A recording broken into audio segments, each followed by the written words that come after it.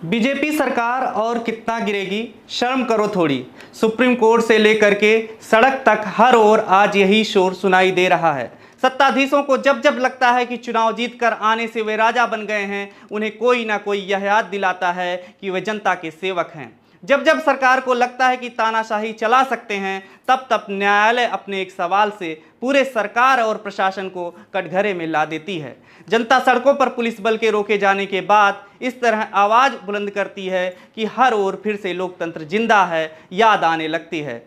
लेकिन लोकतंत्र का खुद को मालिक समझने वाले गोदी मीडिया का जमीर मरने की जिस तरह से किसान आंदोलन की कवरेज न करने पर आहट आ रही थी, उसने अब विश्व में अपनी पहचान रखने वाले खिलाड़ियों के मामले में, वो भी महिलाओं को न्याय दिलाने के मामले में भी अपना पहचान खत्म कर दी है। आज भी कुछ टेलीविज़न चैनलों पर अतीक अहमद, शाइस्ता दिन भर सुर्खियों में हैं और फुटपाथ पर आंसू बहा रहे अपराधी को जेल भेजने की मांग करने वाले महिला खिलाड़ियों की बातों को घुमा दिया गया है। शायद इसलिए एंकरों को कवरेज के दौरान जलील होना पड़ता है, इसलिए ही गोदी मीडिया मुर्दाबाद के नारे सुनाई देने लगते हैं। सड़क पर बैठकर पिछले 6 दिनों से खिलाड़ी जंतर मंतर पर प्रदर्शन कर रहे हैं और यौन शोषण का शिकार हुई महिला पहलवान आरोपी ब्रजभूषण शरण सिंह को जेल भेजने की बात कर रही हैं, सजा देने की बात कर रही हैं। सरकार ने ना सुनी, दिल्ली पुलिस ने एफआईआर तक दर्ज ना की, लेकिन सुप्रीम कोर्ट में सुनवाई होते ही दिल्ली पुलिस ने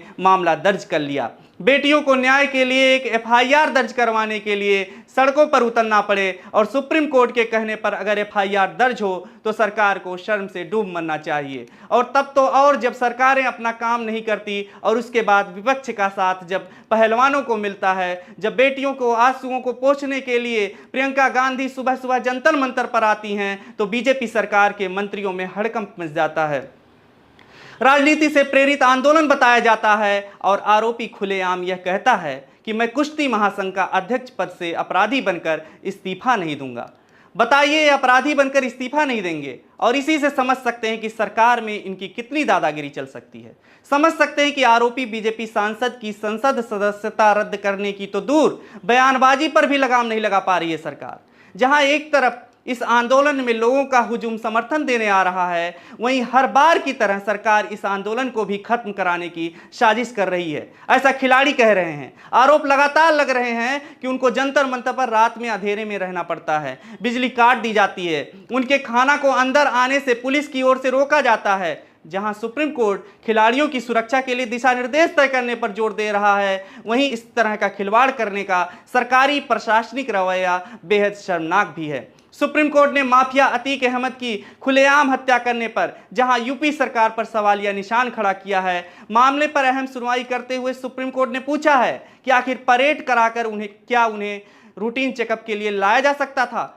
आखिर ऐसा क्यों किया गया? एम्बुलेंस का प्रबंध क्यों नहीं किया गया? आखिर हमलावरों को जानकारी कैसे लीक हुई? इस मामले पर यूपी की बीजेपी सरकार को अब इन सवालों का जवाब तो देना पड़ेगा। हालांकि योगी सरकार जिस तरह से एनकाउंटर और हत्याओं के सहारे लोगों के बीच गर्मी शांत करने की धमकी दे रही है या गर्मी शांत हो गई है बता रही है, इस तरह से एकाध अपराधियों पर कार्रवाई करके, वो भी गैर कानूनी ढंग से, कानून का सहारा लेकर नहीं, कभी बुलडोजर चलाकर तो कभी गोलियों से। इसलिए ही आखिर इसी तरह की कार्रवाई पहलवानों के मुद्दों पर क्यों नहीं हो रही है, लोग ऐसा पूछ रहे हैं। यौन शोषण के आरोपी यूपी के बीजेपी सांसद ब्रजभूषण सिंह के खिलाफ योगी सरकार की कार्रवाई क्यों नहीं हो रही है? लोग पूछ रहे हैं कि योगी सरकार का बुलडोजर और गोली अब क्या अपने पार्टी में बैठे अपराधियों के लिए नहीं है? जब किसानों पर गाड़ी चढ़ाने का आरोप अजय मिश्रा टेनी पर लगा तो फिर योगी सरकार ने क्या किया था?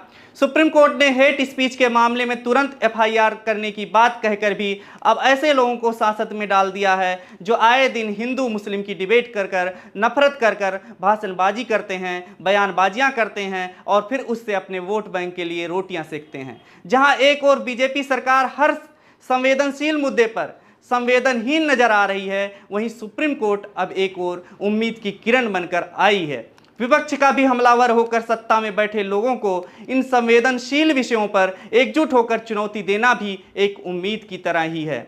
हालांकि न्यायिक प्रक्रिया में समय लगता है, मगर लोकतंत्र की खूबसूरती है कि वो जिंदा है और जिंदा रहेगा, क्योंकि ना कोई उसकी मौजूदगी दिखाने के लिए पहाड़ बनकर सामने खड़ा होगा। आपकी आज के इस एपिसोड पर क्या राय है, कमेंट करके बताइएगा। शुक्रिया। खबरों में बने रहने के लिए फोरम 4 को सब्सक्राइब करें और नोटिफिकेशन पाने के लिए बेल आइकन दबाएं।